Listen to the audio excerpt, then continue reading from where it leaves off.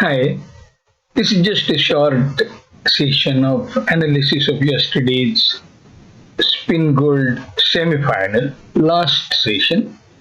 Just a few deals. There were two semi-final matches, one between Zimmerman and Bramley, and the second one was between Street and I forget the other name. We'll come to that. This was the scoreboard of the first match, Bramley versus Zimmerman. As you can see, at the end of three sessions, the match was tight, evenly balanced, 94-87 in favor of Zimmerman. But in the last session, 43-11 in favor of Zimmerman. So Zimmerman practically ran away. And if you look at the score sheet, you see that it is a series of small gains rather than big gains. In fact, there is only one double-digit IMP swing that is here, comes at the end.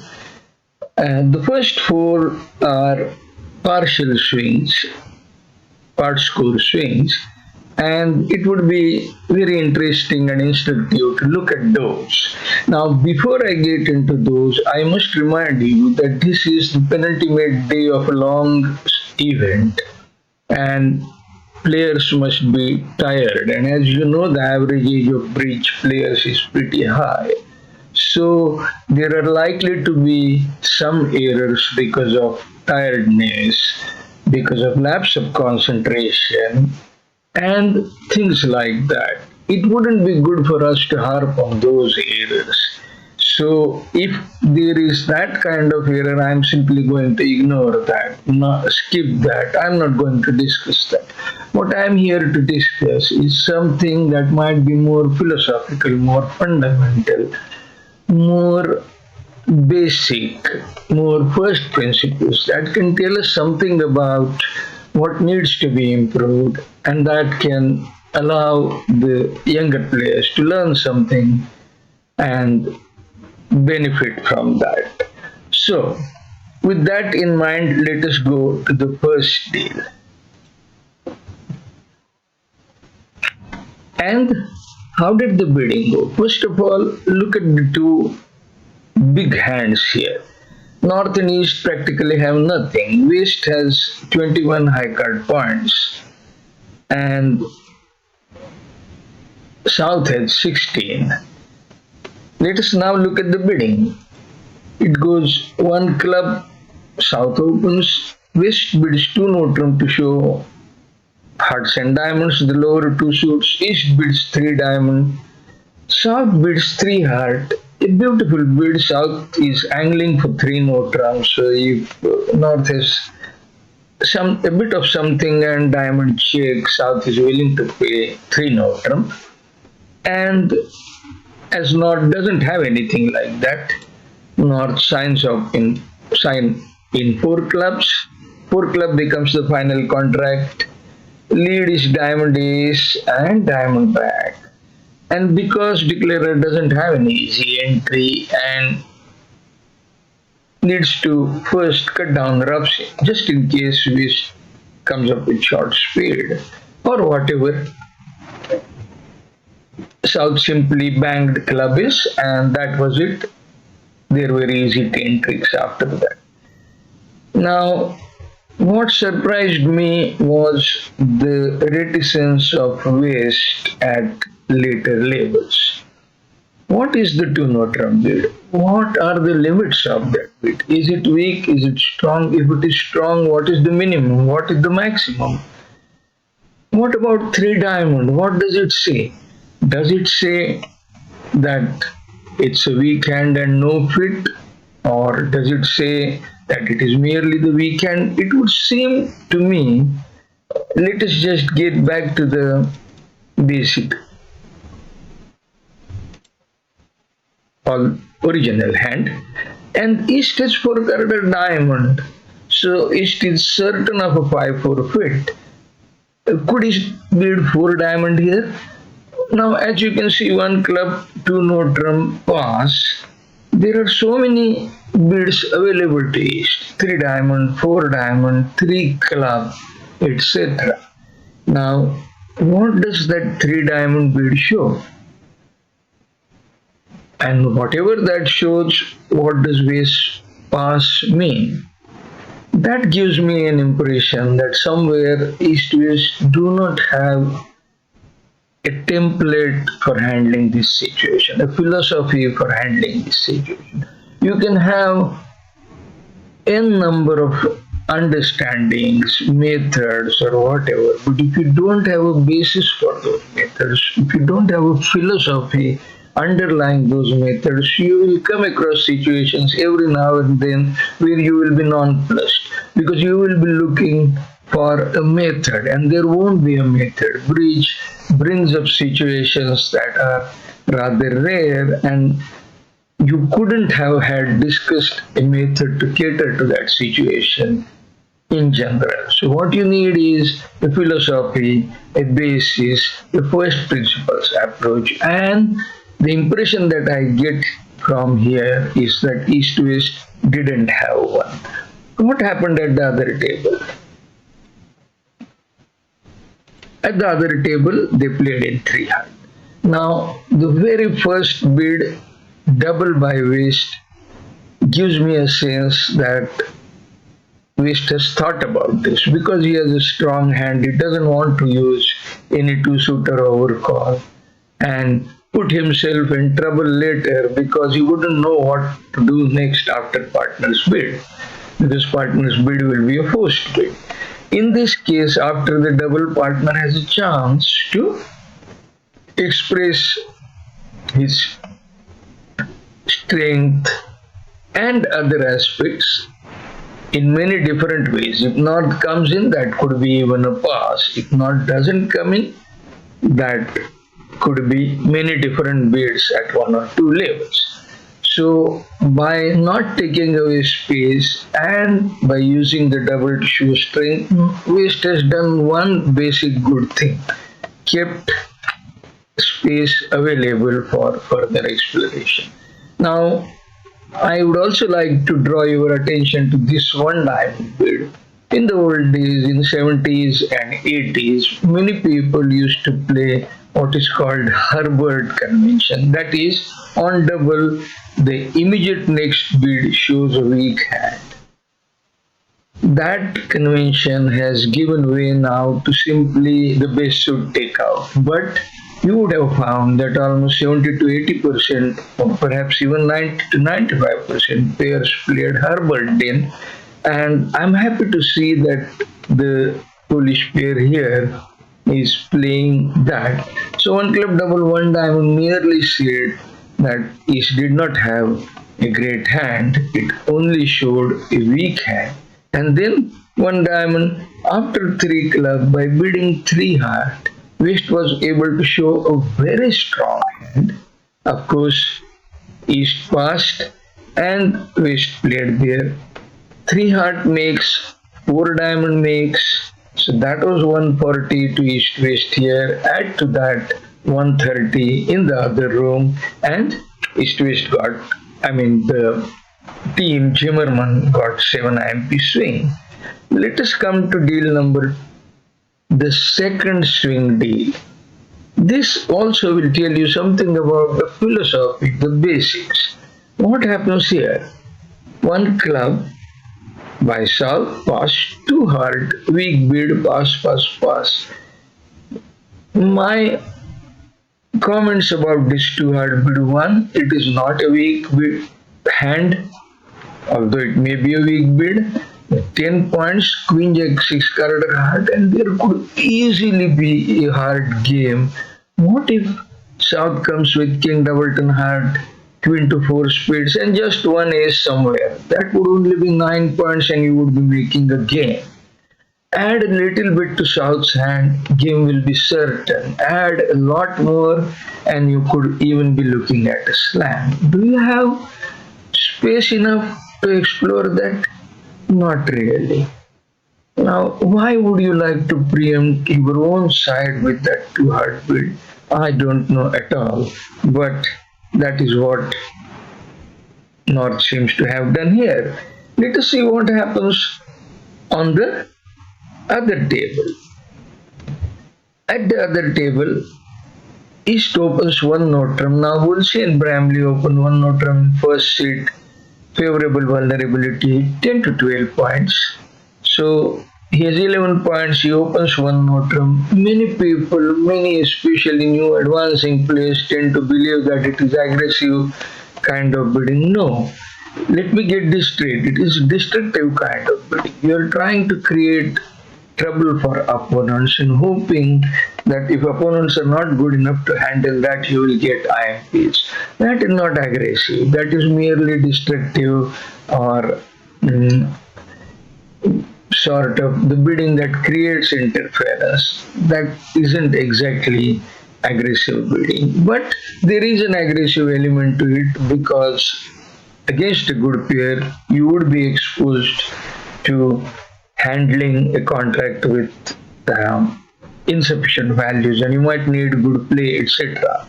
So there is the aggressive element, but it is not an inherently aggressive bid, it's a destructive bid. But of course, Brink and Driver are seasoned campaigners, and if you see what South did here is this 2-diamond bid, 4-carded spade plus longer minor.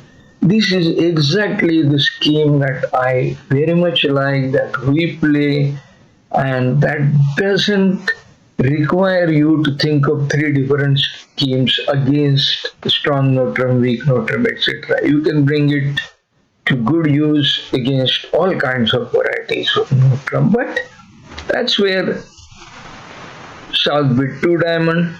Now North bid a natural 2-heart. North of course could have bid 2 spade. He knows about South's 4-card spade, but bid 2-heart on the way.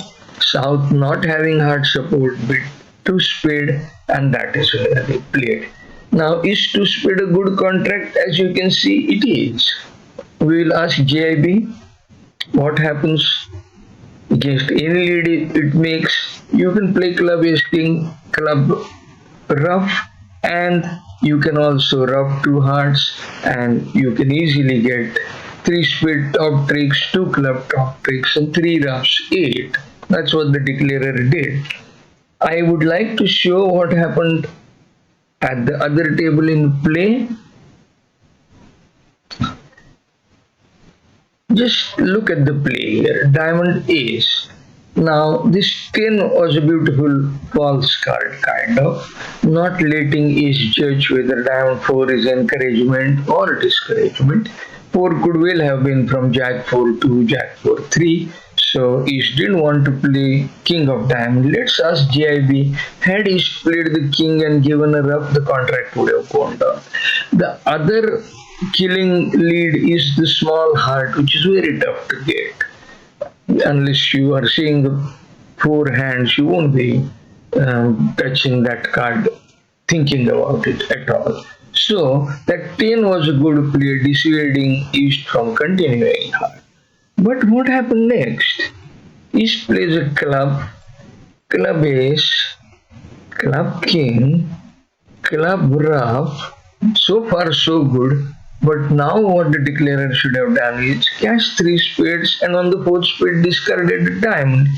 If you see, you ask JIB, playing spades is the correct thing. Declarer couldn't have hoped to make 8 tricks if he didn't get 3 spades.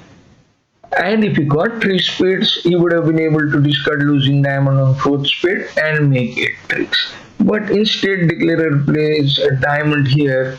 And now the good thing he had done by playing diamond 10 first time is completely undone with this. And now defense had a chance to defeat. Didn't matter what defense did here. In fact, even when defense played a spade and allowed declarer to cash 3 spades, now it was too late because declarer couldn't discard the 4th diamond on the 4th spade, so it was too late and the defenders got their tricks anyway. So looking at the scoreboard, 2 heart went down, 2 spade made. There were multiple mistakes here from the Bramley side, both in bidding and play. Let us now go to next deal.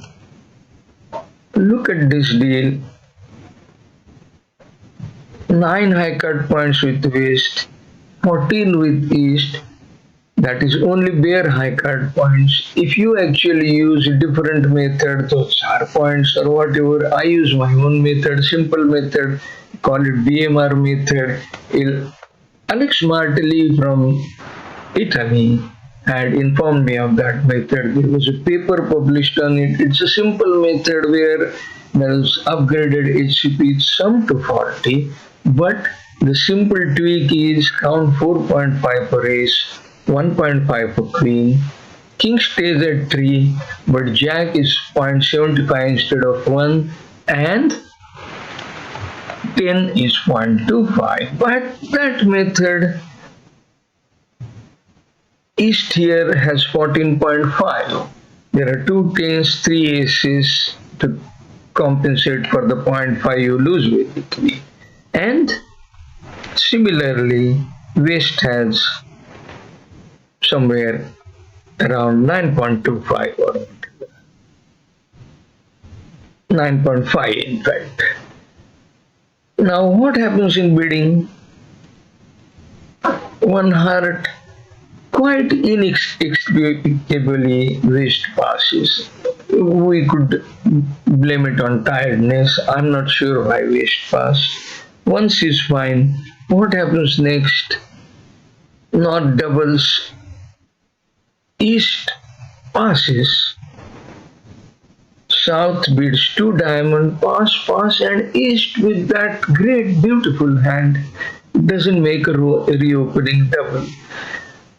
5 club will make for east-west looking at all the 4 hands even when the club break is 4-0. 3 club or 4 club, excellent contract. God knows why east-west didn't even feel like competing at 2 level. Let me leave at that because this could easily be due to that tired pass from Woolsey. So I won't like to dwell too much on this deal. What happened at the other table though, we should check. One hard pass, one no trump pass. And one no trump made many tricks, so 180, so they got a nice part score swing.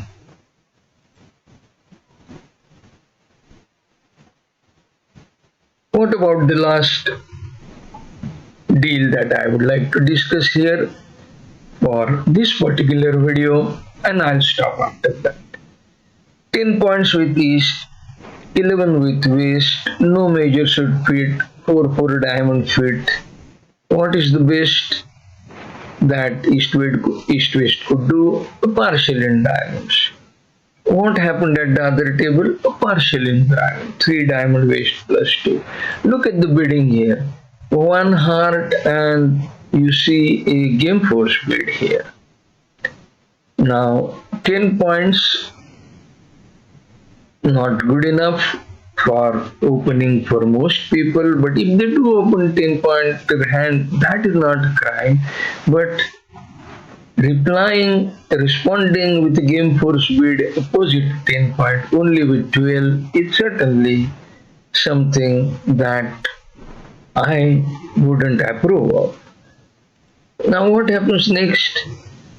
Whatever happens now after that 2 club bid, they are forced to reach a game. They do, the game goes down. You don't really need a particular defense or anything of that sort. And as you can see on the scoreboard, 6 IMP loss. So that is 13 plus 12, 25 IMPs lost in the first half of the 4th session, mostly to not having a basic philosophy, not having a basic template for doing things. Maybe 1 or 2 errors due to tiredness or lack of concentration, lapse of concentration, but certainly bulk of it was due to lack of good underlying philosophy. I would say they are a practice pair, they are seniors, they would have discussed their game, they would have discussed a lot of things. What I fail to pinpoint is a basic philosophy that governs that, the basic template that governs that. That is the thought I would leave you with. I wanted you to have a look at this before we have a live commentary for the final today. I will be doing the live commentary definitely for first and third sessions, and if I have time and energy also for second session. So see you at the live commentary at the first session roughly about 10 a.m. Eastern Standard Time. At that time, the game would have started, two or three deals would have finished, but that lets us know which room to look at, and that lets us have a good idea of what is happening, how the session is going. So instead of wasting time on first few minutes, we will start half an hour late. Thanks for joining. Bye for now.